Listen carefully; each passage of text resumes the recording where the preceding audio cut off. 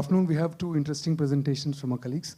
But before we start with that, let me introduce the chair of the session. The chair of the session, we are happy to have with us Mr. B.S.Jaiswal, IPS from Delhi Police. He's actually joined CP Technology and Project Implementation Division in the Delhi Police. Kavi Bhalla is an associate professor in Department of Public Health Sciences and of the Biological Sciences Division at the University of Chicago. Hello, everybody. I'm going to be talking about vehicle design for road safety, describing the gaps in evidence. I'm going to tell you what I'm going to say over the next 30 minutes. Right up front, here are the key messages. I'm going to tell you that globally road traffic deaths are not falling. However, US and Europe have been very successful in reducing road traffic deaths. How? Why? Why have they been successful? They've been successful because vehicle technologies have been very, very important, especially technologies for protecting car occupants. However, in India, most victims are motorcyclists and pedestrians. They're killed by trucks and motorcycles. I'll tell you then what our EGM shows, and what we're going to say is that there are very few evaluations from low and middle income countries. I'll point out that robust study designs for evaluating vehicle safety, example, case control studies, are not commonly seen in studies from low and middle income countries. There are very few evaluations of vehicle technologies relevant to low and middle income countries, and I'll describe what those technologies need to address. And there's no evaluations of indigenous vehicles. So here's the first point. Global road traffic deaths are not falling. And you can see that in the trend. You're looking at the total number of deaths globally. They're slowly rising. This is global totals. The situation in India is very similar. Road traffic deaths have been rising, and they're not falling. This is happening despite extensive global advocacy for road safety.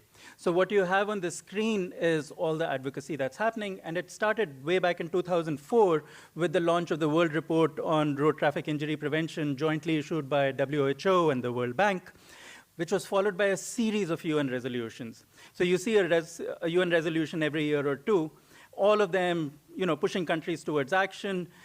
The period 2011 to 2020 was declared a decade of action for road safety, and there has been a lot of activity. Then there was a Sustainable Development Goal for road safety, target 3.6, and then now we are in the second decade of action. But road traffic deaths are not declining.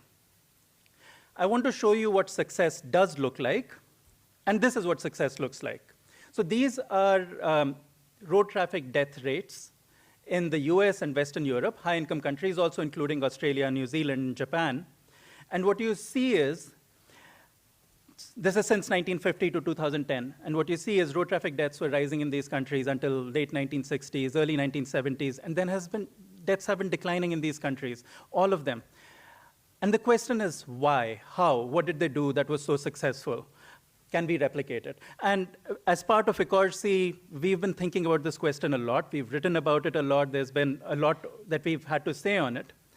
A key insight is that vehicle technologies have been very important. So what explains this broad trend is that in the late 1960s, early 1970s, high-income countries established institutions for road safety. These institutions tended to be institutions like national road safety agencies. And what they did was regulate what was allowed on the roads. And they regulated car design for road safety as well. The example I will take is the US, which has done much more in regulating car design than many other countries. And there have been many evaluations of how successful this regulation has been in the US. This is analysis by Chuck Kahane of the efforts of the US National Road Safety Agency and what effect it has had on US national road traffic death rates.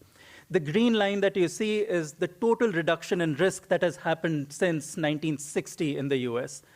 The blue line is the contribution from improving vehicle design. The red line is everything else. And you see that by the time 2012 comes around, so the very end, you see the blue line and red line converge, so that by now, vehicle design is contributing 50% of the reductions that have happened in the country. So that's how important vehicle design has been. Dinesh Mohan used to like to say that talking about 5 pillars for road safety creates a bit of a misconception that these 5 things are equally important.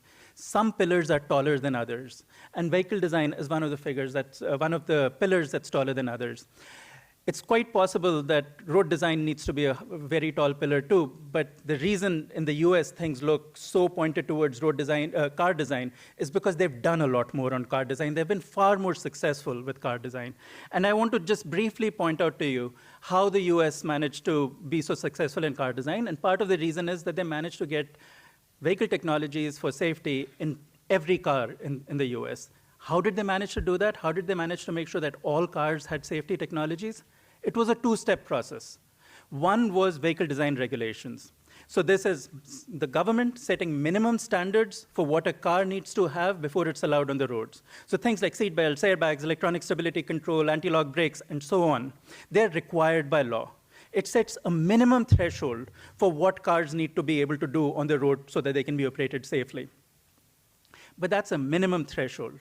The second process is creating marketing competition to perform above that minimum threshold. So all cars have these safety technologies, but they have new car assessment programs in the US and Western Europe and Australia and many other countries, and India is setting one up too, that aim to test cars in conditions that are more stringent than regulation, and the performance is posted publicly for people to see. So in the US, if I was to go and buy a car, there would be a sticker on the side of the car that would provide the NCAP rating, the performance of that car in NCAP tests. So every car sold, the buyer gets to see what the rating is. So the sticker that's put right on the car window, and it shows you gas mileage, but also the safety rating of the car. What this does is it creates market competition. So car companies compete to produce safer cars. And this has been, the NCAP in the US is the Insurance Institute for Highway Safety, and this process has been incredibly successful. And today, cars perform way above the minimum threshold required by regulations. And as these technologies have come into place, there's been evaluations, high-quality evaluations of these car technologies, and there's a large literature on using good methods on whether these technologies have been successful. And we have a long list of tried and tested car technologies. So these have proven effectiveness in real-world crashes. So we are not talking about lab tests. They've obviously performed well in lab tests before they were introduced in cars, but we are looking at evidence from real-world crashes. Because it's been so successful, there's UN Working Party 29 is taking a subset of these and trying to get countries to get these in regulations in all low and middle income countries. On the side, you see the list of technologies. Now, the important thing to understand is that almost all of these technologies focus on protecting car occupants, which makes sense because most people who die in US and Western Europe are car occupants. And so their technologies have focused on car occupants. The listing you see in red are technologies that only matter for car occupants. The technologies listed in blue are the ones that also have spillover effects of people outside cars. So there are things like brakes, anti-lock brakes, automatic braking, electronic stability control, which also affect pedestrians and people outside cars. But the main thrust of this car design work has been on protecting car occupants, which makes a lot of sense because that's what the people who are dying. The question for us is, because we are interested in a global context, how much would it matter if low and middle income countries had these technologies? To answer that question, we need to understand who dies on the roads in low and middle income countries. So that's my third point, that in India, most victims are motorcyclists and pedestrians, and they're killed by trucks and motorcycles. So the situation is different in different countries, and I'm showing you the data from India because we are here in India today. What you're looking at is this table, which we put together, this project that we're doing at IIT Delhi, where we are collecting police reports and extracting information about the vehicles involved. So in the rows are the victims. That's what you're used to usually seeing. Tables are often published showing you what types of victims, what types of people died on the roads.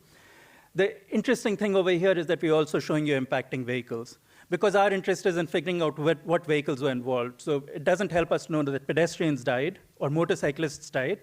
We also want to know what killed those motorcyclists, so we need to know what vehicles to target. And here you can see, for example, that 61% of all road traffic deaths, the victims are motorcyclists. but they're killed by trucks. They're also killed by other motorcyclists. So the question is, what vehicles are involved in crashes in India? And this shows you that 81% of all vehicles involved in crashes are motorcycles, trucks, and tractors. Not cars, but more than 80% are motorcycles, trucks, and tractors. So if we're going to talk about vehicle design technologies, these are the vehicle types that we need to focus on. And that brings us to our evidence gap map. Our evidence gap map only focused on technologies that protect people outside cars. And the reason we did this was because there's an enormous literature on protecting people inside cars. There's enough systematic reviews that already do that for us. And we wanted to do a search and restrict our attention to people outside cars. We also included protective devices. You see how important motorcycles are, so helmets in this section of the EGM. So when I'm going to be showing you results, helmet papers would be included. Findings of the EGM. So this is the first finding. It's showing you that there are very few impact evaluations of vehicle technologies done in low and middle income countries. There's 0 impact evaluations from low income countries. There's 1 evaluation from a middle income country, 5 from upper middle income countries, and 64 from high income countries. In fact, even the 64 number looks really, really small. We've got a total of 70 studies here. That's all we found. The reason the 64 number looks so small is simply because we are focusing our attention on technologies that are not about car occupants. So there's a very large number of technology evaluations of technologies for car occupants, but there's only 64 studies from high-income countries on technologies for outside car occupants. So no studies from low-income country, only 1 study from a lower middle-income country, which is Cambodia. And that study is on helmet use. You must be wondering at this point how this could be. India is a middle-income country, a lower middle-income country. Professor Dinesh Mohan, who's had such a big influence on road safety work globally, one of his main areas of focus was car design. Even I focus on car design a lot, and there's only 1 study, and that study is not from us. So what's going on over here? And the answer to that question, which Geetam also talked about, is study design. So here is, in the EGM for vehicle design, these are the studies that have been used. And you can see that for studying vehicle design, case control studies are the leading study design that is used. But we don't use case control methods. Case control is an epidemiological method. Most of us tend to run regression models, multivariate regression models. We don't use case control methods. And this is a serious problem. The studies we are doing are not being seen as high-quality evidence. They do not measure up to the evidence, the threshold of evidence to be included in a systematic review. This is a very serious problem. I know there's a lot of students in this room. You should please think really hard about the methods you're using. Chances are you're using multivariate regression. And if that is the case, think hard if you can use one of these study designs. Even us, Geetam, Rahul, me, we are moving towards using case control methods wherever we can, for example, and before-after study designs. So please come and talk to us. I'm telling the students, if you're interested in trying to figure out how you can do studies that actually end up showing up in a systematic review. The EGM is not a systematic review, but if the study doesn't make it into an EGM, it won't make it into a systematic review either. We find very few evaluations of vehicle technologies relevant to low and middle income countries, and no evaluations of indigenous vehicles. So the indigenous vehicles, by which I mean things like auto rickshaws, they would figure under others, and that's 0. And let's look at what vehicle technologies have been evaluated. You might look at this figure and think that you've got a fair number of studies for bicycles and motorcycles. And motorcycles are a big problem, like I've already pointed out to you. But there's a problem over here. The problem is all the studies for bicycle technologies were on helmets. It's bicycle helmet use. So it's not design of the bicycle. It's on helmet use by bicyclists. Except 1 study, which was on conspicuity, the reflectors on bicycles. So, similarly, for motorcycle technologies, all studies were on helmets, except 2 studies on anti-lock brakes, 1 study on conspicuity, 2 studies on daytime running lights. Now, I just want to say something about anti-lock brake systems. These motorcycle ABS is a technology that has been shown to be effective. These two studies point out that motorcycle ABS is effective. But those studies have been done for motorcycles that are larger than 250 cc in capacity.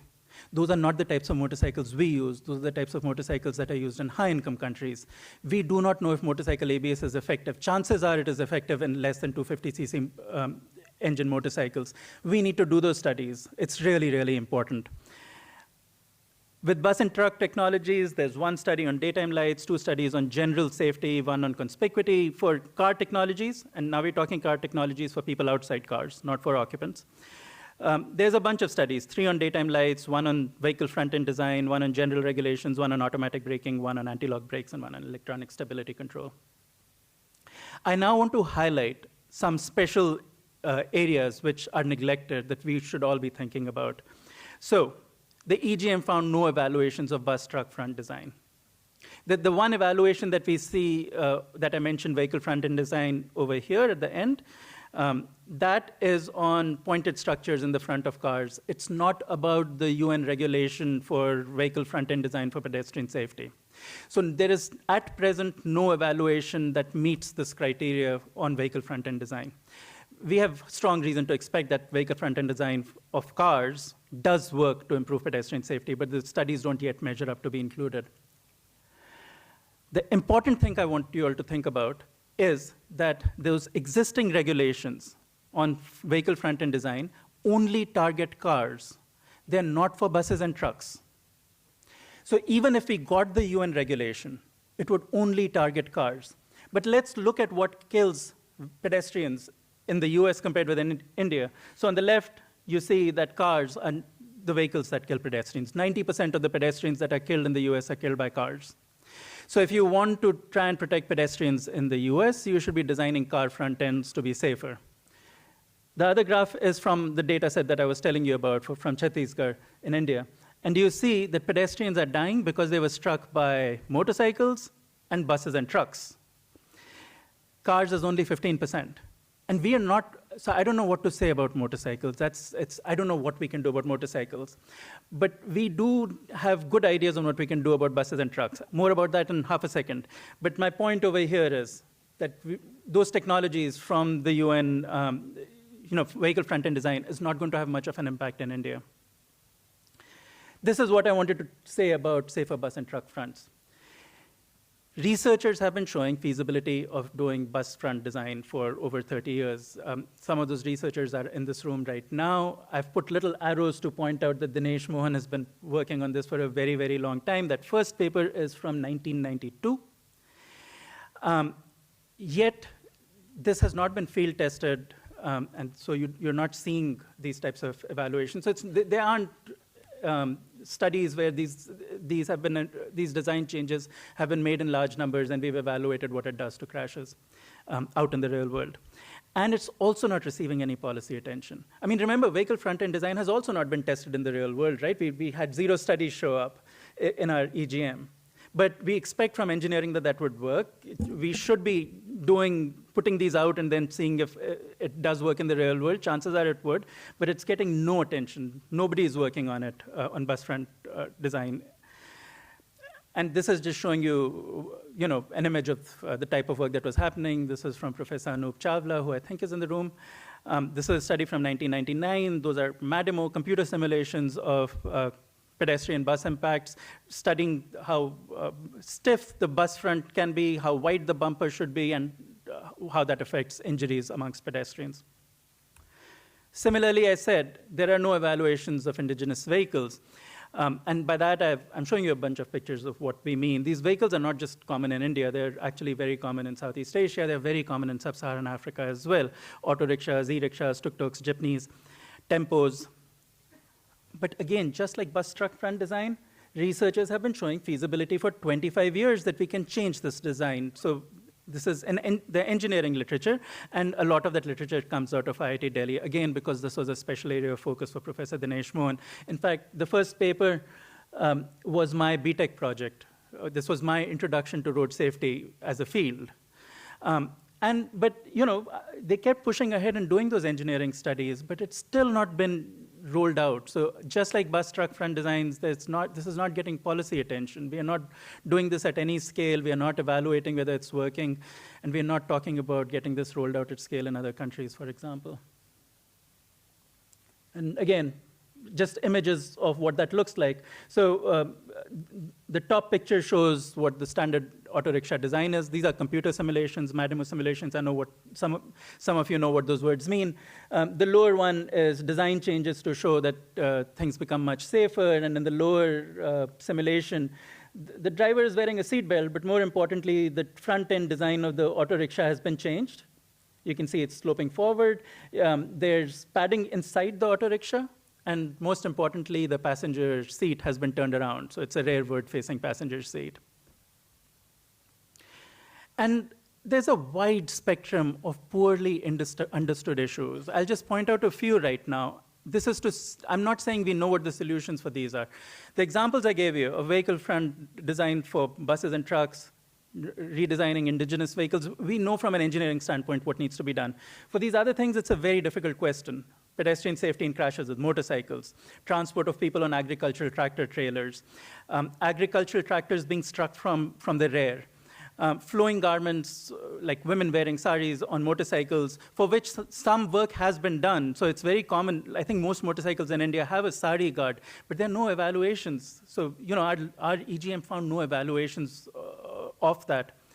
Kids on motorcycles.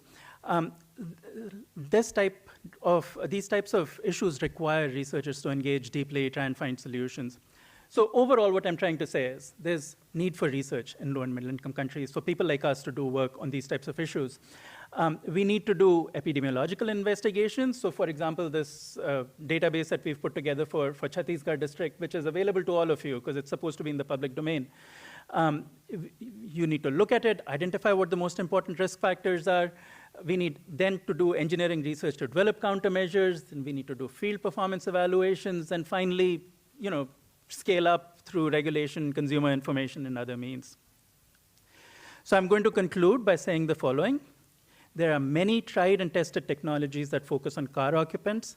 These have been incredibly successful in the US. They should be put in all cars via regulation and new car assessment programs. There is absolutely no reason for us to hesitate to get those vehicles in all technologies in all low and middle income countries. However, that's only going to solve a tiny problem. Most victims in India and low and middle income countries are not car occupants. We need to focus on the vehicle types and the types of vehicles involved in these countries. Our EGM shows that such research is not happening. Thank you. The next speaker is Dr. Rahul Goel. He's our colleague in TRIPSI. Dr. Rahul Goel is B.Tech from IIT Delhi in civil engineering.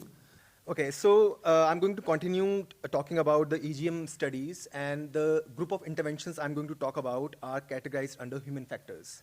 Yeah, so we have the following subcategories under human factors. This includes enforcement, which includes all kinds of policing and cameras, sanctions and penalties, that is traffic fines or imprisonment, driver training and licensing, road user education, that includes mass media campaigns, or school-based programs or community-based programs. And the last one is on pedestrians. I will not be talking about this particular intervention category because there was almost nothing there.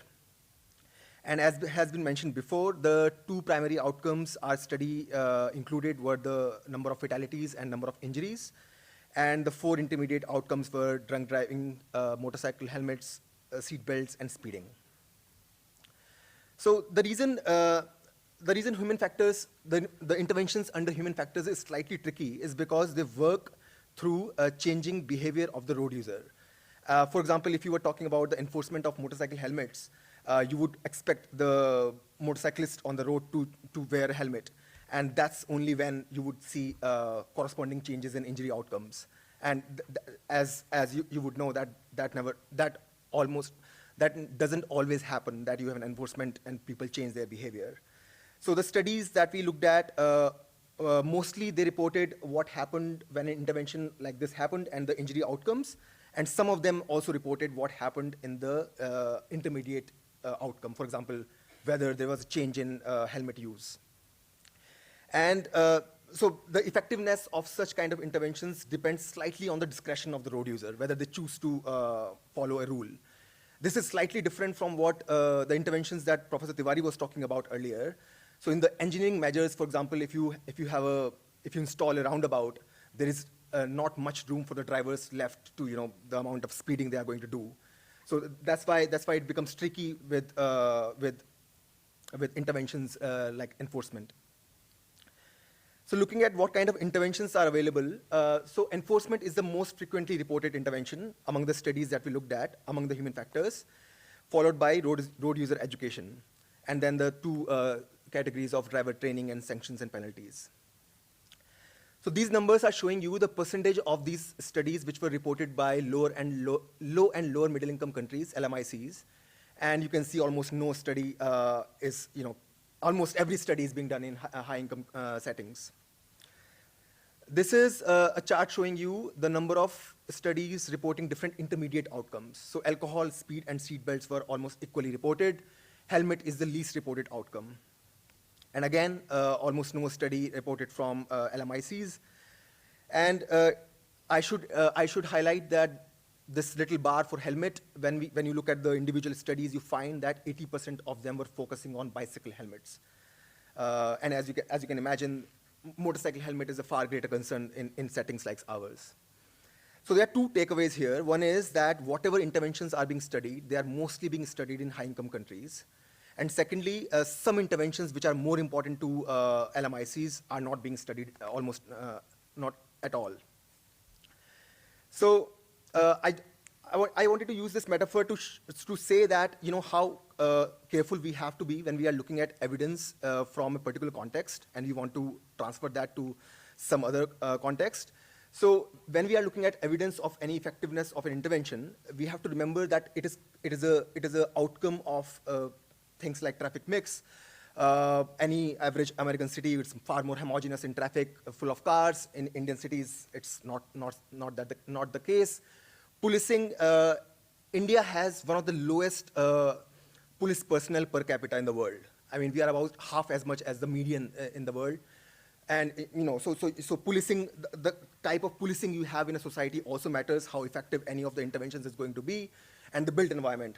How wide your roads are determine how likely the drivers are going to speed, and if you have narrower roads or roundabouts, then the likelihood reduces. So it's important to remember that. And this is a quote from Professor Angus Deaton, who's a very popular development economist. And he said that nothing works except in context, and finding out what works where and under what circumstances is a real scientific endeavor. And this is the next step we want to do after the EGM. And what's interesting is that he was saying that in critique of RCTs, I mean, none other than RCTs. We considered RCTs to be the gold standard of evidence, but he's saying even those, we have to be very careful when we take their evidence and transfer that to a very foreign setting. And it was just a coincidence that this paper came by Angus Deaton just when the Nobel Prize was given to the trio for RCTs implementation in development economics. So yes, I mean, let's remember, sometimes it's not just about the study quality also.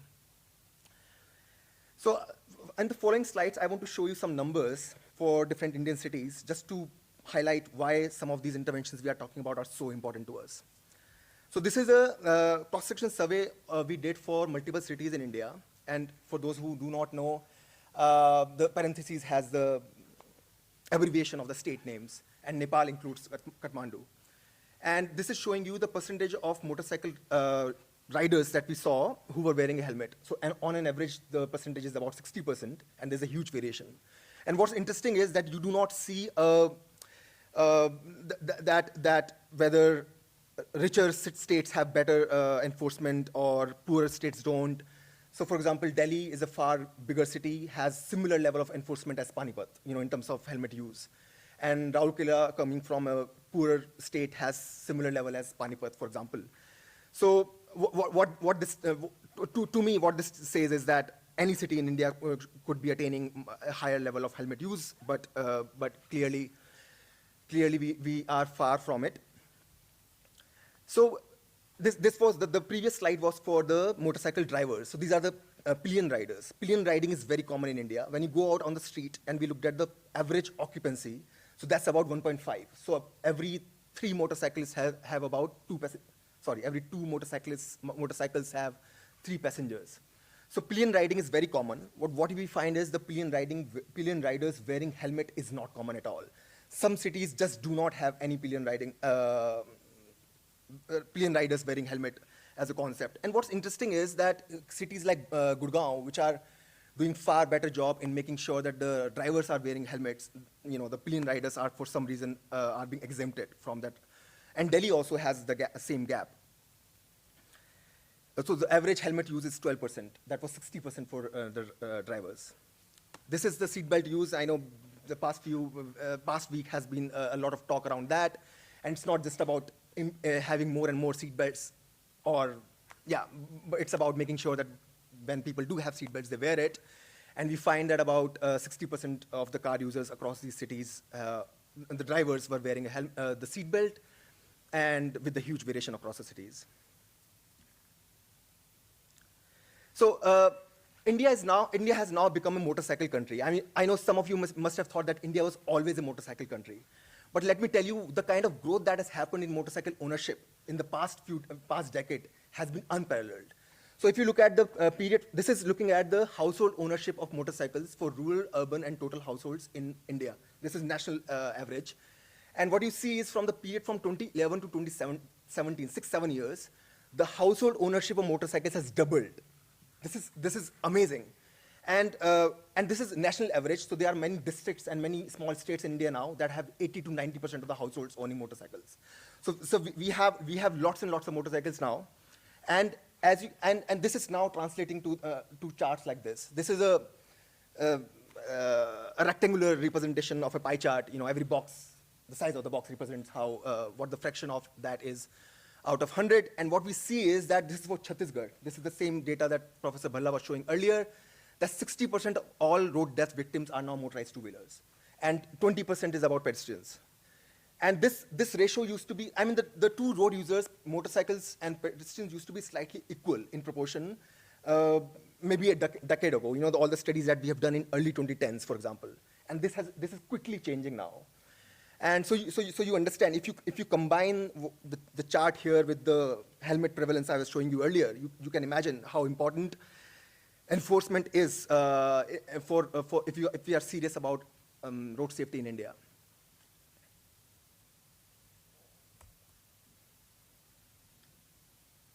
Please do point out if I'm going too fast.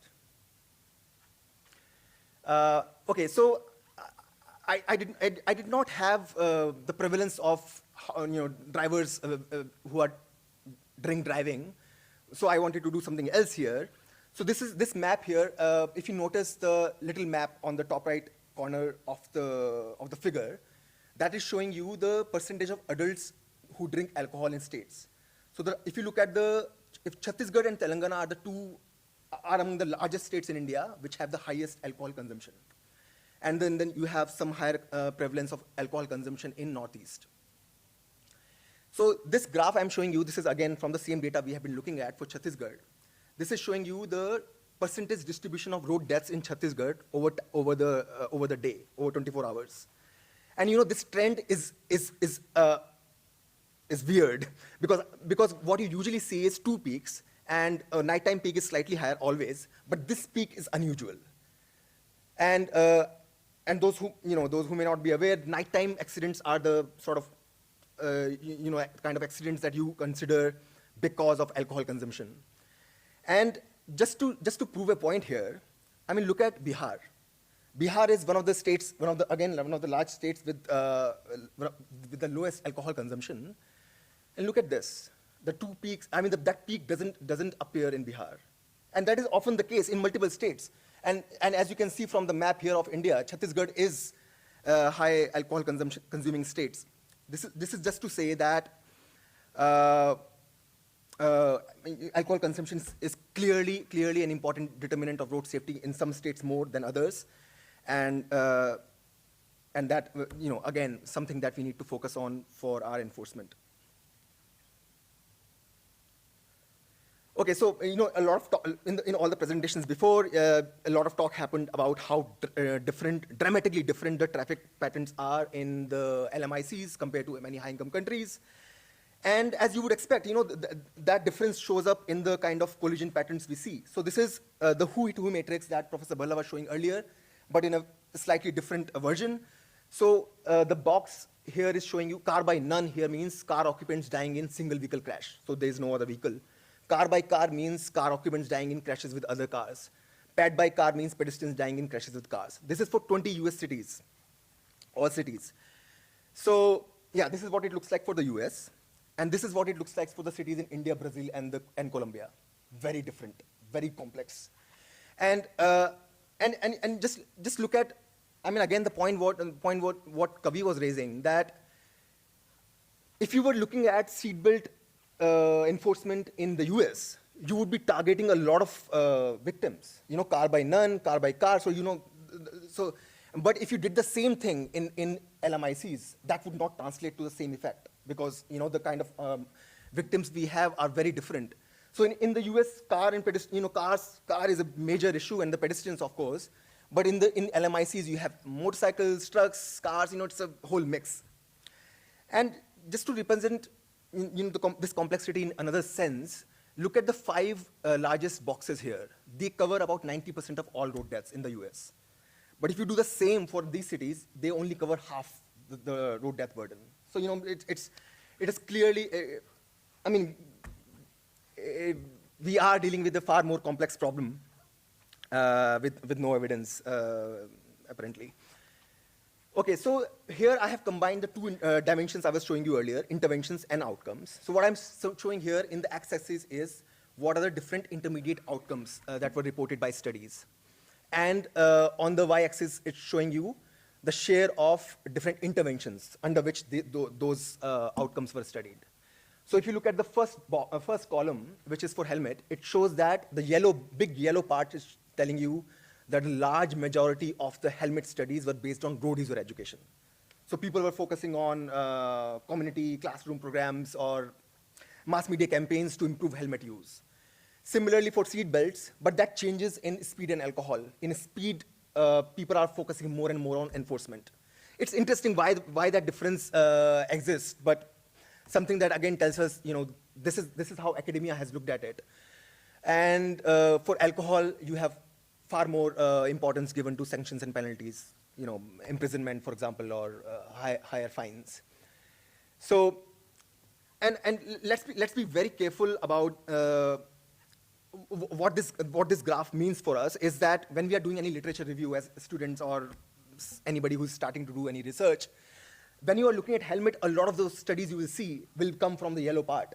And so we have to be very careful about the inertia of the literature that we are dealing with. So we have to be careful about the context also, and keep this in mind, that what studies we see in the literature is a function of whatever society it was conducted in and what they thought was the correct thing to do. So now I'm going to talk about each of these interventions, telling you what broad agreement there is in literature. I don't want to be very specific because that's the next step of what we are doing. But there is some theoretical broad understanding of what things work and what doesn't. So for enforcement, what we know from all kinds of enforcement is highly effective when it is visible. So people, when they are on the road, they should be able to see that enforcement is being done. Rigorously enforced, so when you are caught, you are fined. Sustained, so it is not done for short-term duration. It is just sustained. It is there for always. Well publicized. It makes sure that your population in general is aware that enforcement is in place. They don't have to be they don't have to be violating a rule to get to know about it. And unpredictable. This is obvious. We know that. Unpredictability in both the location as well as time is important, because the surprise factor is what you need for enforcement to become effective. And of course, again, we do not have many literature that comes from LMIC, and the lots that remains to be known. So we do not have studies which looked at effect of enforcement on motorcycle helmet use. I mean, this is something very, very important to us. Studies also don't report quantitative measure of enforcement level. They'll tell you qualitatively that the enforcement was increased. They don't tell you exactly how many cars, exactly how many police personnel, all that is not known. Poor understanding of optimum level of enforcement. At what level do we say that, okay, this city is taken care of? We don't know that optimum level. Also, this relates to the previous point because we do not have a quantitative understanding of what cities were doing in the past. And what makes it even more complex is the level of enforcement varies by the type of violation. So if you are looking at drink driving, that would need far more police personnel than it would need for motorcycle helmet.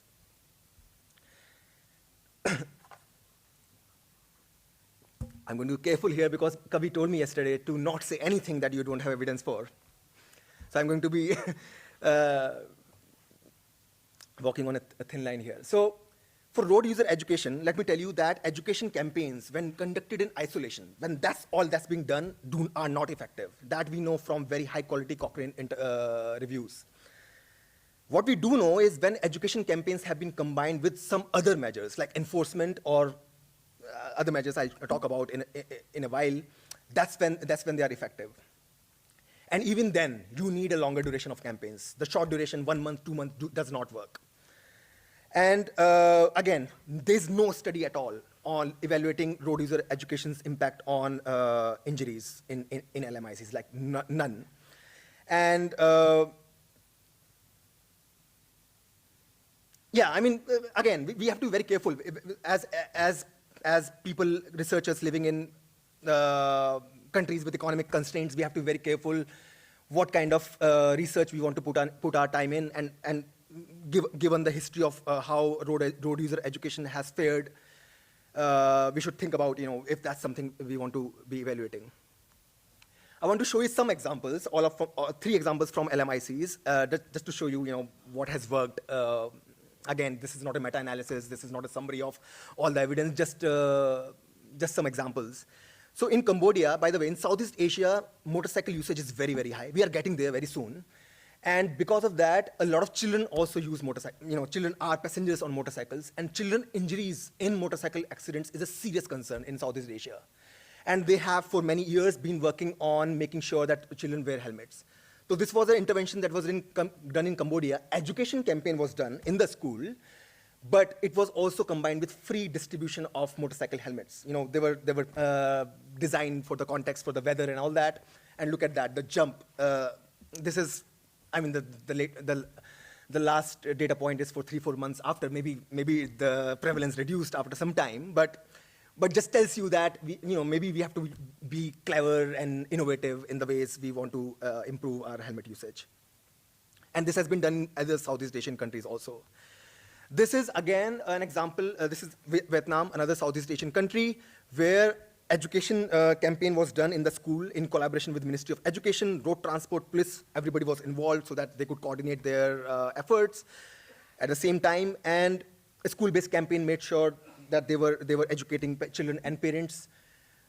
It was combined with very strict enforcement. So there were school, what do they call as road safety blitz of police personnel around the schools, making sure that they were first reminding the parents and children about it, and then they were fining. So again, the combination of education with some other measure, that's what has worked. But here the increase in prevalence has not been impressive, but if you were looking at from the perspective of Vietnam, clearly they have shown some progress. And they have the follow-up of about more than a year. This is a very interesting study. This is a study that Uganda did to understand the cost effectiveness of enforcement. So they wanted to know the amount of money they are putting in for enforcement. Is that saving them in terms of reduced injuries? And because that was the objective, they ended up giving us very useful data points. That's what I was talking about. We do not have this kind of information. So they are telling us number of cars, number of personnel, number of managers, number of breathalyzers, everything. So you know the exact dose that went into improving road injuries, and that led to about 17% reduction in road deaths. And this is what I was saying, and this is the kind of studies we would be we would make a great use of, where you have a dose as well as a response. I'm using the public health way of talking here. Another is sanctions and penalties. I'm coming very close to the end of my presentation. I don't know how long I took. All right, so again, there is an agreement that severe penalties do not reduce violations in traffic. Severity of penalty alone is not enough. Again, you cannot do that in isolation. And I think from the graphs that I was showing you earlier in my presentation, these are the helmet use that we were looking at were after the Motor Vehicle Amendment Act was done. So the change in penalty alone is not going to solve this problem. You need enforcement with penalty. And stricter punishment is also, again, not effective. The subjective probability. Subjective probability is that people in general have this perception that they'll be caught if they were violating a rule. It may not match with the objective reality, but it's just the perception in the population that they have to be careful on the road. And yeah, I mean, by the way, I should mention when I keep saying that do not do that in isolation, do that in combination with some other thing. What that does is that it makes it slightly difficult to isolate the effects because both the things are working together. Enforcement and education, enforcement and penalty. So it is slightly tricky what we learn from this kind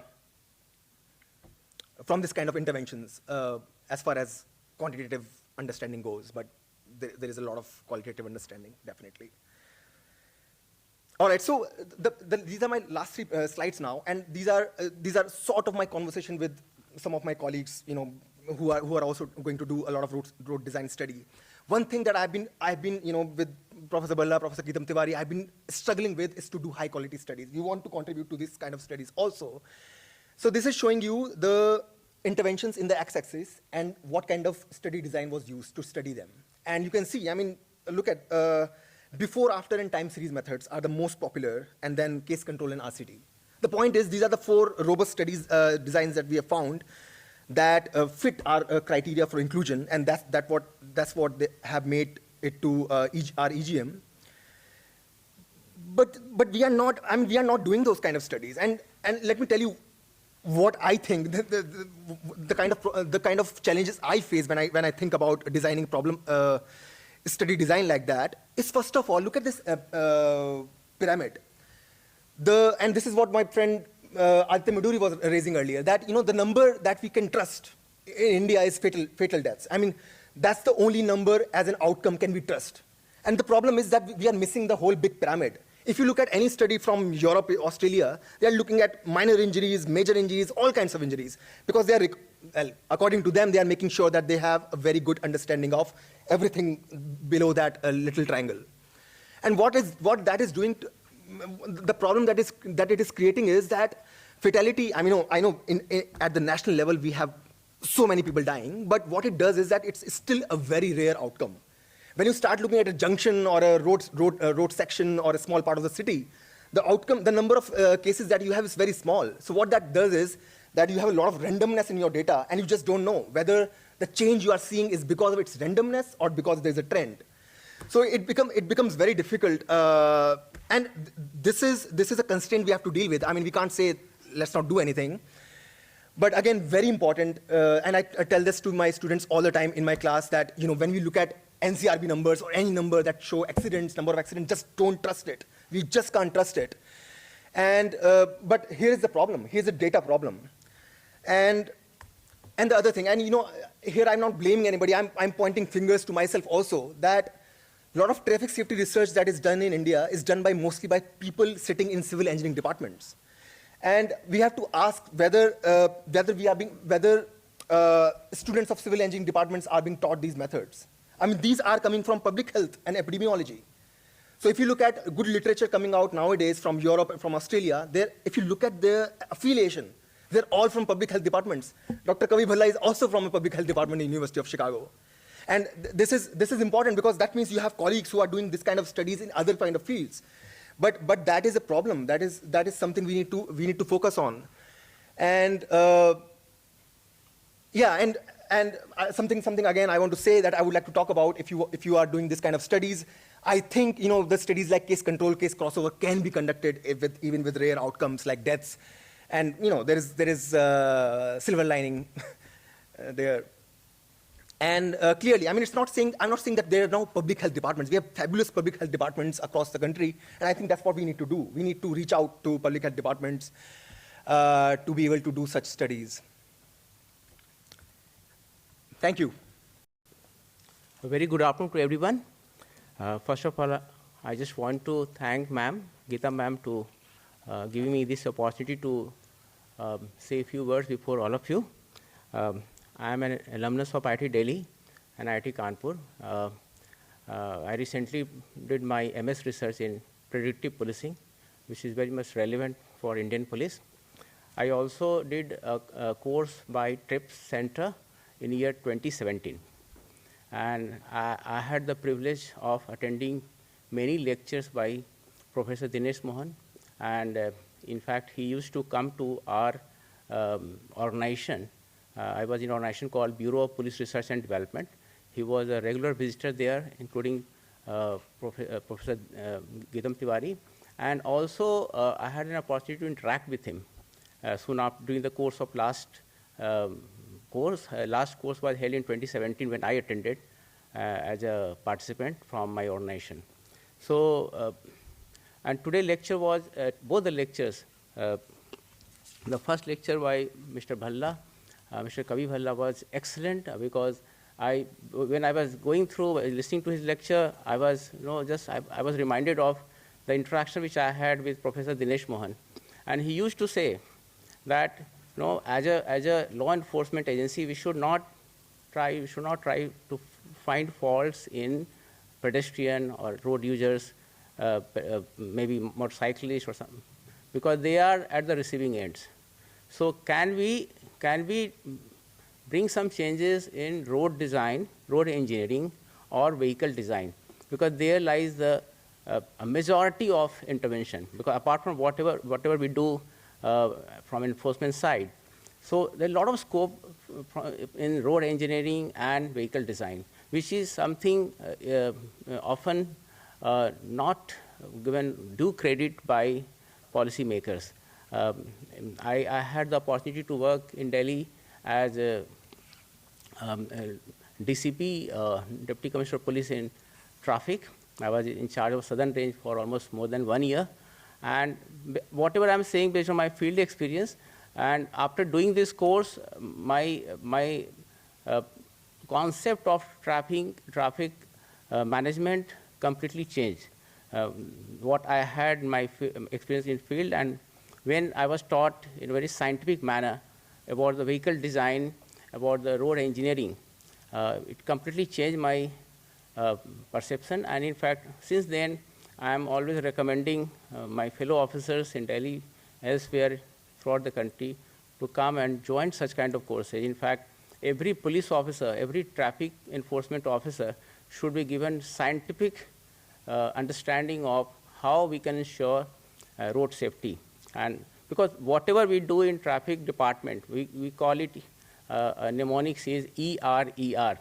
So just now, we were informed about the different kind of intervention. Mr. Rangan, you informed what various kind of interventions, the 5 kind of interventions you said, enforcement. So ERER is basically enforcement, regulation, education, and road engineering. So we have to work on all the 4 fronts. And you said that education and all the 4 or 5 kinds of interventions, how much studies have been done, particularly in low and medium income countries. That is something which is a matter of serious concern.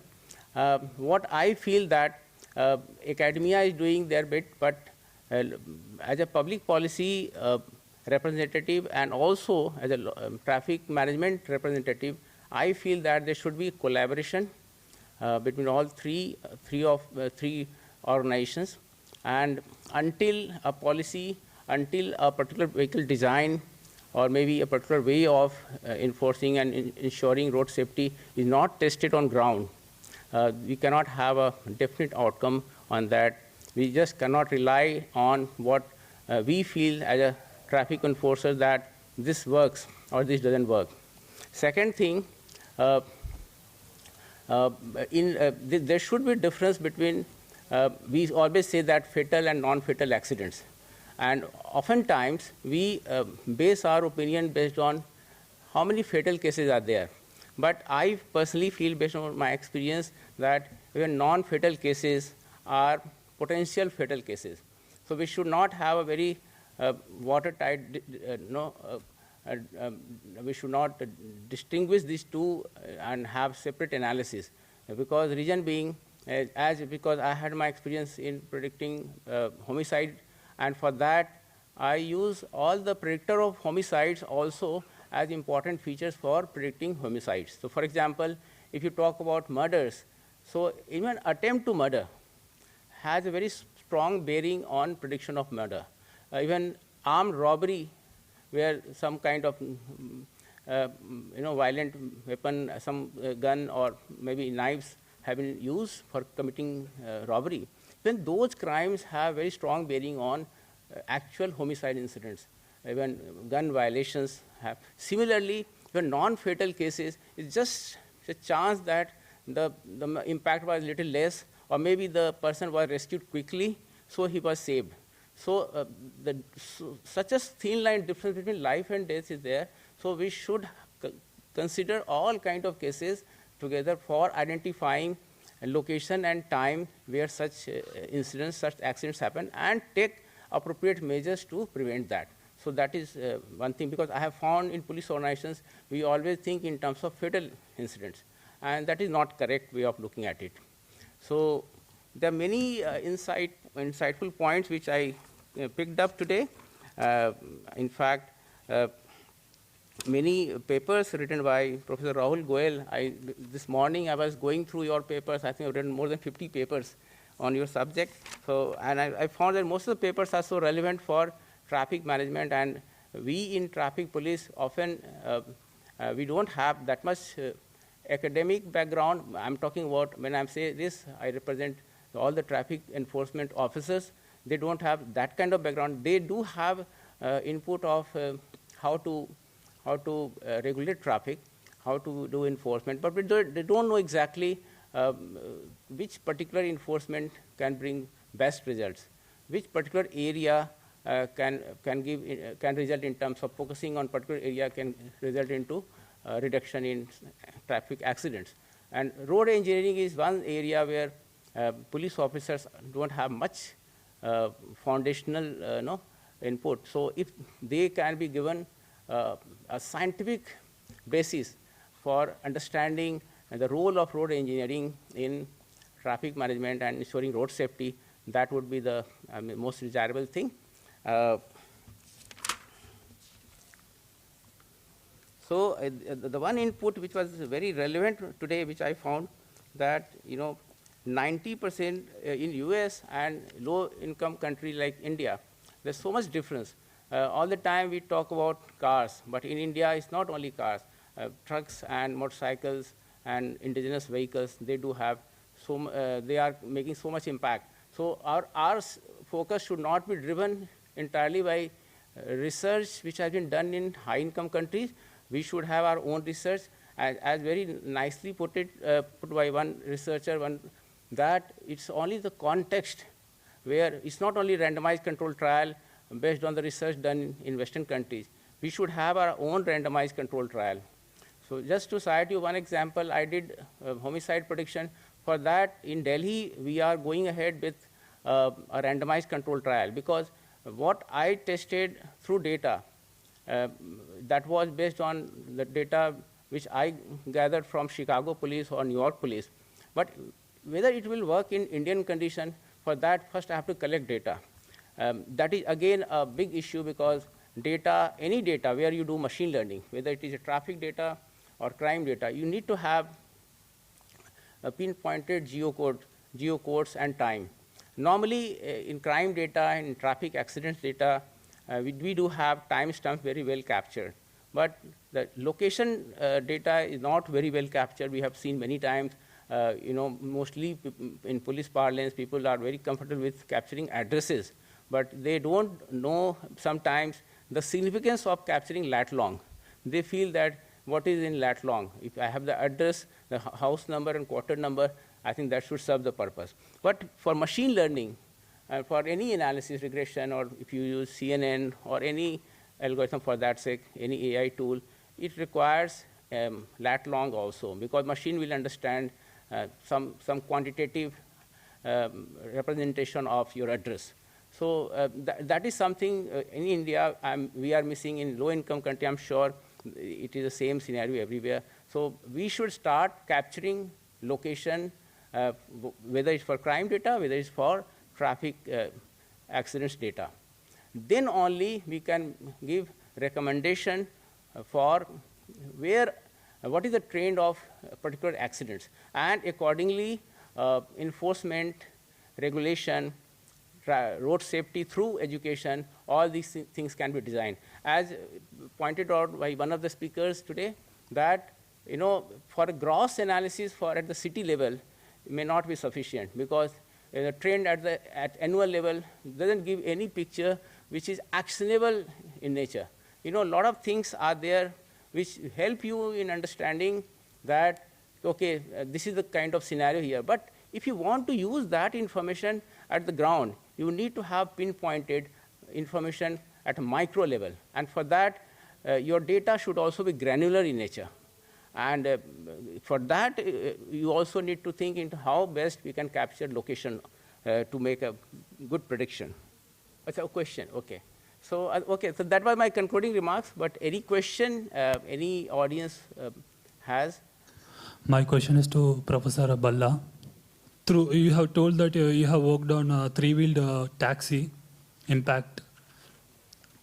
So, for it to, but still you have told that it does. Whatever research we are doing doesn't feature in the systematic review. So, given it is as an example, if those are simulations, because you have told that it has been done through Medimo or FEM methods. So, what do you say is research in vehicle factors like vehicle design, which would contribute to a systematic review? So, okay, so it's really important to understand how the EGM works. The EGM only includes studies that are of the population. Some technology has been introduced in the population, and then you see what effect it had on injuries in the population. If it is an engineering study, where we haven't actually seen the effect of the technology in the population, then it's not going to show up in the EGM in a systematic review. But we should be careful. We should not be overstating evidence and insisting that the only evidence that works is going to be coming from these kinds of study designs that we talked about. There's a lot of room for good engineering work, and we should rely on certain sorts of engineering improvements. So if you take as an example the auto rickshaw work that we're talking about, let's say we realize that the front end of an auto rickshaw has sharp things, and we know that from a few case studies that there's people in the hospital because they were hit by an auto rickshaw and injuries were caused by some sharp structures in the front of the auto rickshaw. If you know that, you can do an engineering redesign of the auto rickshaw. You know enough to introduce that into the population. And once you have enough cases, you can go and see if it has actually improved the situation. And if it has improved the situation, you can have a population level study which gets included in something like this kind of EGM or systematic review. Here's the thing. For car technologies, the complicated question is that there's going to be some technologies that actually affect behavior which you cannot understand in an engineering sort of lab environment. A good example of that would be anti-lock brakes. So anti-lock brakes in the lab work amazingly. If you do there's videos you can see online of a car with anti-lock brakes and a car without anti-lock brakes, and you see dramatic improvements in the stopping distance when you have anti-lock brakes. You can also see that cars come to a stop, a very controlled stop when you have anti-lock brakes. So you should expect that anti-lock brakes will work amazingly in the real world. But the reality is that they don't. So anti-lock brakes were introduced, once we knew that this technology existed, it was introduced. In fact, I think it was regulated even before there were enough real-world studies. And then the real-world studies happened, and they found that anti-lock brakes had a fairly small effect on occupants. And the reason was that the introduction of anti-lock brakes changed the way people behaved. So the way drivers actually braked changed, the way that drove changed. And so if the technology actually affects behavior, then you have to actually see how it plays out in the real world. That may not be the case for many engineering issues. So if you can do good engineering to get rid of a problem that is known, and you're sure it's not going to affect behavior by drivers, then you should do the work, put the technology out. Evaluations can happen later on. Chances are those evaluations will find success. Yeah. My question is Mr. B.S.Jaiswal. So now MORTS has implemented a new accident database system, IRAD. So whether it is implemented here in Delhi, and if it is implemented, how was your experience? Whether you are able to comply with all the components of the database? Can you repeat the system you talked about? IRAD, this integrated road accident database management. Okay. So that has been supposed to be implemented in most of the states. So whether it is implemented in Delhi? No, it's not.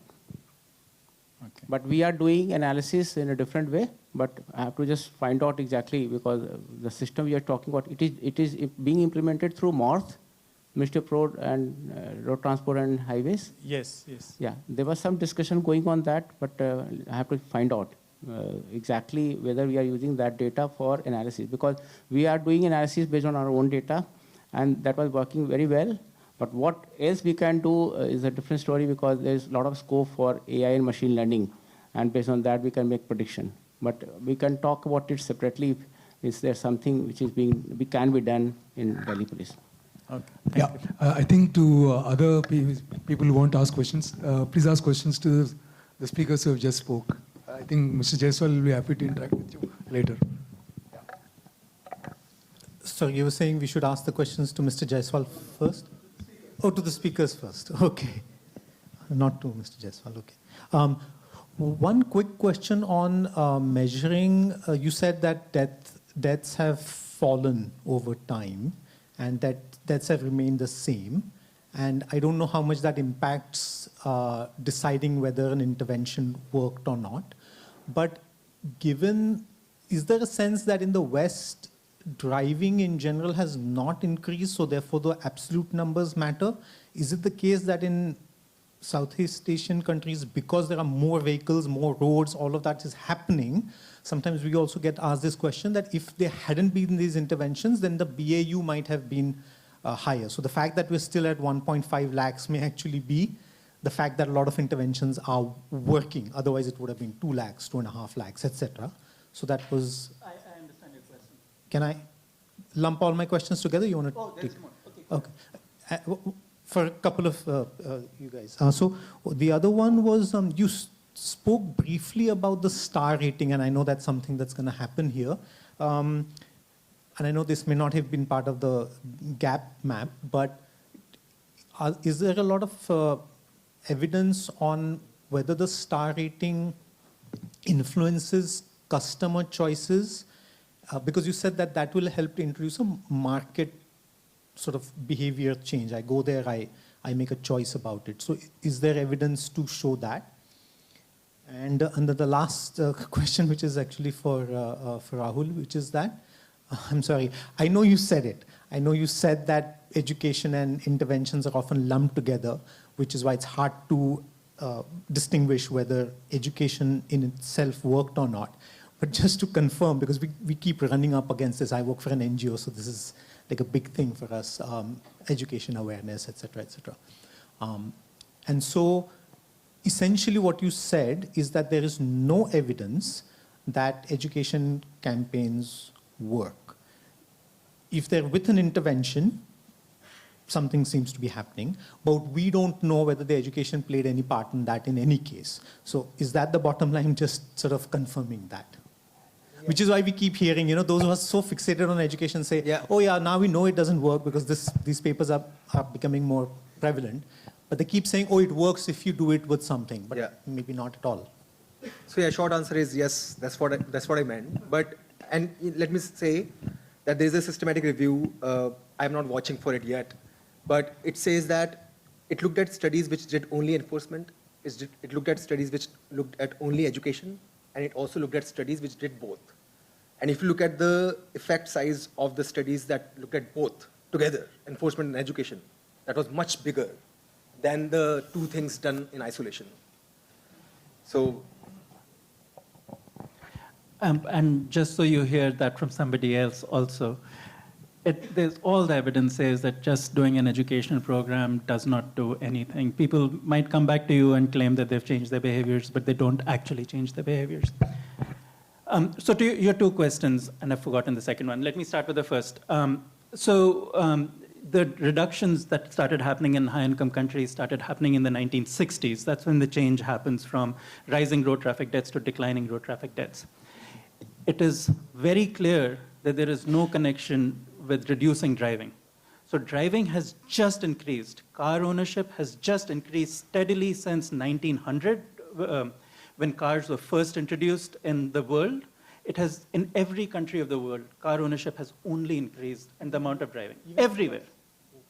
And so the decline that has happened is remarkable because before 1960s, increasing driving meant increasing road traffic deaths. But after the 1960s, increasing driving no longer meant increasing road traffic deaths. Road traffic deaths declined. And that's a really remarkable thing. So this business that in India and pretty much every low and middle income country, they keep saying what you just said. A lot of people think that that's what's going on, that deaths would be even more if we were not doing what we are doing. That's really not true. We are not doing effective things right now. So we really need to do things very differently. And the second question was? Star rating. So again, just like the question before, there is no evidence in the EGM on star ratings and NCAP. It's just because it's unlikely there ever will be. That kind of evaluation is difficult to do. But just like I was saying, I mean, if you redesigned a car, removed sharp objects from inside, I don't need more evidence that it's going to help because it will help. It is very clear that as NCAP programs have functioned in US and Western Europe, and I think there's actually clear evidence that even the global new car assessment program, which does work in India and Latin America and other parts of the world, has had a big effect on changing the behaviors of car manufacturers. So car manufacturers respond when the global NCAP puts out an evaluation of their car by changing the design of their car in the very next model that they put out. So they fix the problems that are being identified. Because the global NCAP is a small program in India, you can only point to anecdotes. Like what I'm telling you is an anecdote. And if you go to the global NCAP website, you'll see a series of anecdotes of that sort. But in the US, NCAPs have been functional for a very long time. And it's amazing to see when you see an hour-long presentation, and if you talk with me afterwards, I'll point to a YouTube video by Brian O'Neill, who's a part of Ecorsi, who did a talk for Ecorsi, which we've put on YouTube. And the bottom line over there is, Brian O'Neill headed up the Insurance for Highway Safety, which is the American NCAP program, and he started the car testing program for IIHS. And they started with doing a particular type of test. This was in 1995. They started doing a partial overlap frontal test. The regulation was a full frontal overlap test from NHTSA, the US National Road Safety Agency. So by making it partial overlap, they actually made the test more stringent. And they showed that a whole bunch of cars did really badly. Immediately, all the car companies came out and said, this is crazy, nobody can beat this test, it's not cost effective for us to design. 2 years later, some car companies had started beating the test, and they started advertising strongly in the media that, look, our cars performed so well in the IIHS tests. And by 10 years later, all cars in the US market were performing at full perfect 5 stars. They don't do star rating, but they were performing perfectly on that test. And so IHS changed the test. They started doing side impact tests. In 2012, now they're doing a very small overlap test for frontal. And now again, cars are by now acing the test. But initially, car companies come out and say, cannot be done, this is a very difficult test. But then they change their behaviors. The car companies change their behaviors. So car company behavior can be changed through certain mechanisms, and that's the behavior change we should be talking about. Hi, Rahul. So my question is to you. So you said that helmet use by drivers in India is low. Do you think so? It should be that instead of helmet used by drivers in India, when it comes to Delhi, the driver is wearing the helmet. We see that, and the pillion driver is also wearing the helmet. Shouldn't it be clasping of helmet, which is low in Delhi? And for you, Mr. Jaiswal, I just wanted to ask you, Section 129B of the Motor Vehicle Act says that wearing of helmet is compulsory, which also includes clasping of helmet.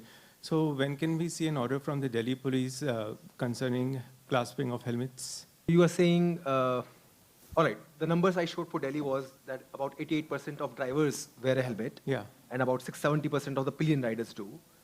And that's the observation of somebody wearing the helmet. So we do not know. I mean, that could be even worse, that what percentage of them were actually strapping the helmet properly. I think so. No study has been done on that till now. Not here. Yeah, but something that's talked about a lot in Vietnam, for example. Yes. But you are right. I mean, that reduces the effectiveness of helmet considerably because it just comes off. So can you repeat your question about the evidence? Yeah. So, sir, Section 129B of the Motor Vehicle Act says that wearing of helmet is compulsory in Delhi, but apparently, which also includes clasping of helmet. But when can we see the Delhi police issuing an order saying that clasping of helmet is compulsory and everyone has to clasp their helmets? Yes, I'm not aware. Okay. Strapping. I have to just find out because it's a recent thing which has happened. I've joined Delhi was just a month back. I was on central division. I just find out because I'm not aware of this fact.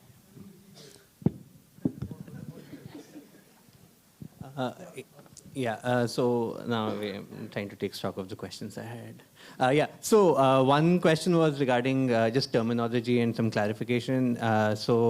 When we say regression or case control, is essentially the distinction that the evidence gap map or, high quality publications that you're emphasizing is on determination of causal effects as opposed to association that is captured from regression.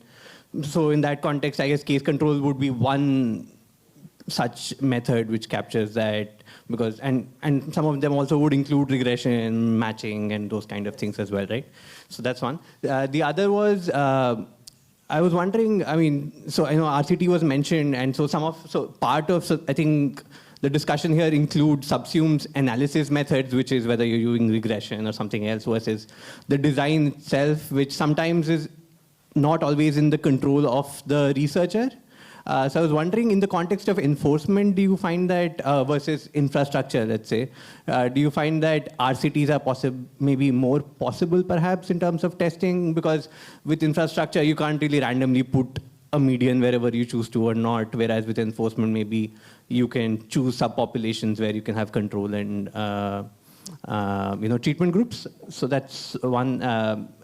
So maybe you can answer that, and then. If I have to say right away, you are right. I mean that doing an RCT for a non-engineering measure could be easier, but that's not what the results showed. I was wondering whether, I don't remember what the percentages were for the infrastructure part, but I'm wondering whether there are more RCTs in this particular one for education and other things versus it's very hard. You can find natural experiments, some quasi experiments or something, but it's very hard to engineer RCTs for infrastructure. So you're right, there are many high quality studies now.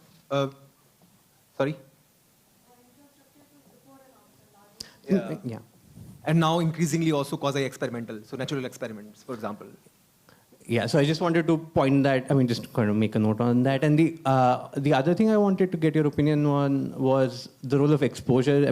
Speaking of sort of epidemiological parallels, to what end in the papers that you evaluated, we can do before and after, but a lot of that subsumes that the quality of data also requires you to control for exposure and things like that. And given the diversity of modes and things like that, what are your thoughts on quantifying exposure in these studies?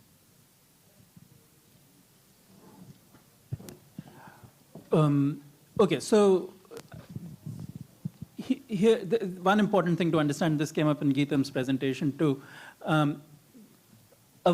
Before-after studies that do very good controls are really good studies. But you can also do before-after studies with some controls, and they would be really crappy studies.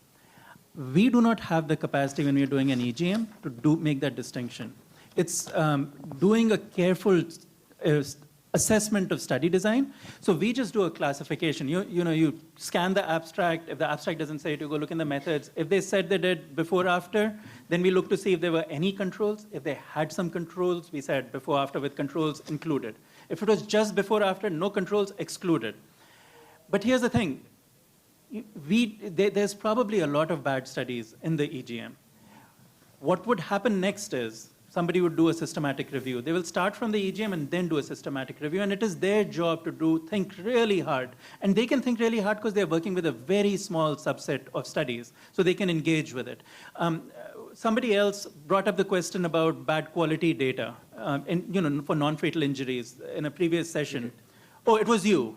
And I thought that was a brilliant question. It had bothered me no end when we were doing this work, just this question you asked. But we were in the exact same situation that we did not, I can make very strong statements about data quality in India and decide to exclude studies, but I don't know about other countries. And so we can't do that in an EGM. But in a systematic review, that can be done. So chances are there's a lot of bad studies in the EGM which meet our criteria but would get excluded when the systematic review is done. And I think that's perfectly fine. That should be the process over here. Sorry, I think he was asking about the exposure. So, and that is something we haven't looked at all, clearly you saw in the presentation. And when I reflect a lot about how I would do a study here, I agree that accounting for exposure for before-after studies is very complicated for us because you are talking about time series of the same measurements. And in India, it becomes even more complex. You have like whole host of modes. So you are right. When I think about before-after, it's mind-boggling, the challenge. But yes, something that we haven't looked at. But you are right, it's going to be another layer of complexity. Can I? I just want to make a point that Dr. Mohan made to me, okay, because we're appreciating Dr. Mohan and a few things that he says, nuggets of wisdom kind of thing. And he was saying that enforcement really doesn't work when it's penalty. He was saying the best way to do enforcement is because people care about their time more. So he was telling them, hey, stop them at the intersection and make them stay there for 2 hours. And let others also see that they're staying for 2 hours. And that will have a huge impact in terms of enforcement rather than just doing a penalty because time is more critical for most people. So just want to say that. I think that's what it means when I was talking about visibility. It adds to visibility because it's not just about the person who is being punished. It's also about the people who are watching the whole scenario. Thanks. Terrific conversation. I'm really just adding to that discussion on study design and the future, really, and whether you can do randomized controlled trials with infrastructure or beyond. And I'm just sort of thinking in terms of the field that we're in now and where we're going with big data and with connected vehicles and the opportunity with satellite imagery. It is going to change our ways of evaluating interventions. Where you can actually observe every intersection, for example. We've done work in Australia where we've looked at every intersection in Australia using satellite imagery. We've got telematics data of vehicles going through those intersections so you can see speeds and volumes and everything else. When you've got that, you begin to answer questions we weren't able to answer using our traditional sort of epidemiologic approaches. So it's an exciting time, and I just wanted to highlight that. Just to comment, since you were on to nuggets of Professor Mohan, what he used to say on penalties was increasing severity of penalty is not necessary. It doesn't actually change things. If you increase penalty, you only increase corruption. You're encouraging that instead of a 500 rupee fine, you pay a 50 rupee to the policeman and move on. That is not going to change behavior on the road. What is changing the behavior is probability of being caught, probability of being seen as having committed a violation of the enforcement. So that is what is, he used to say, that increasing penalties do not necessarily translate to better safety measures. No, it doesn't. It's only the visibility of the crime having been committed, being caught, the probability of being caught. And his explanation on the delay was, nobody likes to be stopped while driving by a policeman, even if it is for half an hour. That's what it is. Even for half an hour, nobody wants to be, 2 minutes also, they wouldn't like to be stopped. So it's an interaction. You would rather not be in a police state where, you're going to be interviewed, stopped by policemen regularly. You want to stay away from that. Everyone wants to do that. So it's better that visibility, and again about speed cameras, I think we haven't had a discussion on that. The unpredictability of the enforcement, that works. So if you have dummy cameras en route, you don't know which day which camera is working. That makes a difference. So those are issues which have to do with the behavior versus police behavior versus being caught. And I'll just add to that. There's actually a systematic review by Rune Elvik on increasing penalties. And Matthew, what you said was a perfect summary of what Rune Elvik points out. I'm delighted to be here in this wonderful discussion. And I'm particularly happy to hear you mention the collaboration with public health professionals. Thank you very much for that. And also on the need to change the behavior of manufacturers, industry, and policymakers. And I would love that conversation on penalties being on how are we going to change their behavior and enforce that change. But that was not my comment. I want to go back to your 2 slides on the traffic mix in high-income countries versus low-income countries. And I want to come back to that because you have very passionately made the point that circumstances are different, and therefore there is this gap on what works when the vehicles around are different. And 2 points. The first one is that on the passenger cars, we know we have gone a long ways. There is no reason not to embrace those improvements. And you have mentioned in passing the UN conventions, but I just wanted to make clear that out of the 8 so-called core safety conventions, a country like India has only ratified 2 of them. And so even though occupants in passenger cars might not be that relevant or as relevant as in high-income countries, let's not dismiss that. And yes, I understand your anger that everybody is talking about rear seat passenger use these 2 days, but let's not forget that that's important too. I think we lose our purpose when we dismiss an opportunity to influence decision makers, and this is an opportunity to influence decision makers. But secondly, on the other half, it might have been like this until now, but in high-income countries, we are quickly changing. Sales of passenger cars continue to be up. They are up at a much lower rate than ever before. What's going up is e-scooters, e-bikes, and tuk-tuks. We have tuk-tuks in Madrid.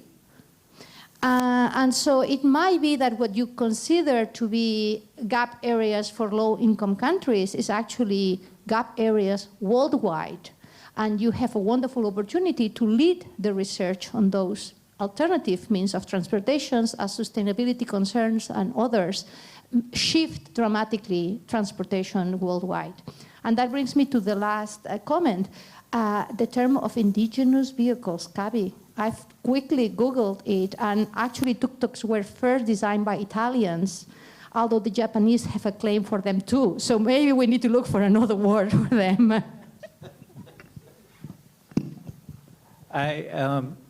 Putting the last comment aside, that attack on us, I just want to underscore what you said. I very strongly agree with you, Maria. We must get India to ratify, as many of the car occupant technologies. So the UN 8, but why stop at 8? We should, all the car occupant regulations that work should be adopt it in India as soon as possible. There's just no, I mean, there's very few people inside cars dying, but why are we not protecting them? I'm like really wanting to hear what Yves has to ask. So I hope you're going to ask the next question. I'm worried that you've had your hand raised and we haven't heard your question or comment. Okay. Yes, I have one or two comments and then two maybe difficult questions, not only for you, but also for all the speakers this afternoon. So the comment is about what an evidence is. I had the discussion with Maria this morning. So this is very difficult to understand what evidence is. Sometimes in traffic safety, this is easy. Sometimes it is not easy. Just two examples. You said, and I was happy about this because I work for a car manufacturer, that in the US, this is what I understood, 50% of the fatalities reduction can be attributed to technologies. And I did the same study for France, and my final result was 10%. So I'm glad to go back to my company in France on Monday and announce a good thing for them. And the second example, I spent 15 years of my life making interventions analysis, and of course I was also in that kind of congresses, and there were fights sometimes. I made a study on driver education under supervision, and I said it has no impact, and somebody for insurance companies said, no, it has impact, and so on. So the definition and the nature of evidence is really difficult. So this is the reason why I was very happy today to have your views of the EGM. I didn't know about this, but I learned a lot. And especially, I think that there are two main reasons of difficulties in EGM. The first one is missing studies for certain topics. This is what you said, and especially in low and middle income companies. And the second one is for a traffic researcher, disappointing. This is poor quality of studies. And I hope I was not discarded from your review on the studies made. And so I came to the question, how do you explain the low quality of studies in traffic safety? This is science. Normally, we should not have poor quality studies in publications. And the second question is, I was working with people at Renault Nissan Technical Center in Chennai, and they told me that 300,000 engineers are graduated each year in Tamil Nadu only. So I suspect there are many millions of graduations each year. I do not understand that amongst these millions, people are not interested in traffic safety research in India. So how do you explain there a so low number of researchers or so low numbers of publications in traffic safety in your country?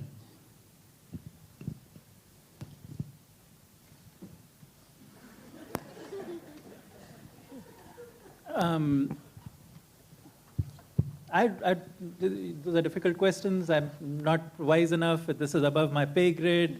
I wish Professor Dinesh Mohan was here. He would have given you good answers. Okay, so, I mean, bad studies shouldn't be published. What are you talking about? 95% of what's published is crap. Everyone knows that, right? I hope the students here know that well. When you open a paper, you should think that it is crap and then be really surprised if it is well done and it says something valuable at that point. That's 95%. And my biggest struggle in life is to make sure I'm not part of that 95%. And it's a big struggle. It's very difficult to write a good study. I mean, I don't know, ask Geetam, why is she willing to publish the crap her journal publishes too? Sorry, Geetam. I keep rejecting everything you send me. This is getting personal. Yeah, I think Yves, your questions actually, in the question themselves, say a lot about the world. I don't think I have more to say. I think you have the answer in the question itself, because there is a huge spike. I think Professor Mohan, I recall him saying that there is, I think, 3- or 4-fold increase. I mean, there are papers which say that post-COVID, the occupancy of the buses will be low. because there is a social distancing. Wow, that's a great result. So number of people carried in the bus will be low. So this kind of research is done and it's been published. I think it's kind of an endless cycle. I would suggest for all of those who are interested in the publishing and all to look at Professor Balram's video. It has only 500 hits. What is ailing publishing? I think there's a YouTube video, former director of IISc Bangalore. I shared with my colleagues. I don't know, it's a long video. One has to be patient to see through what exactly the publishing racket is about. Okay, I have one observation on what Rahul was saying, that traditionally civil engineering departments haven't been trained in safety. I think to some extent we are lucky here in this campus because most of our students, they get trained in safety in the colleagues from the TRIP. And all the master's courses which are on traffic safety are done by the experts. So that way I think they get the real thing what they want in terms of the safety. And coming back to, I think, I don't know your name, what's your name? We're talking about the engineers of being output. Eves, I can't disagree with you more, but let me ask you a question. Why would anybody do a traffic safety research when there is no incentive there? So the answer is people want to do IT. IT because that's where the money is, and that's where they'll get the job. If I ask my students to come and do, say, a traffic safety because I feel good about it, they will curse at my back. So that's the reality here. And coming back to the one more nugget I picked up from Professor Mohan, he used to always say civil engineers are very stupid. I'm proud to say that I'm stupid. I take it on the chin. But I think I'll quote another parallel example. I was earlier in IIT Guwahati. There was a curriculum review. And in the curriculum review, the BDES program, which is first of its kind in the country, they had a mechanics course and they want to knock the mechanics course. And the result is, in the design exhibitions, we used to see very funny looking furnitures and all which are very unstable. I think the answer is there in that kind of a thing. You know? So you're not grounded in the basics, then I don't think you'll be doing good products.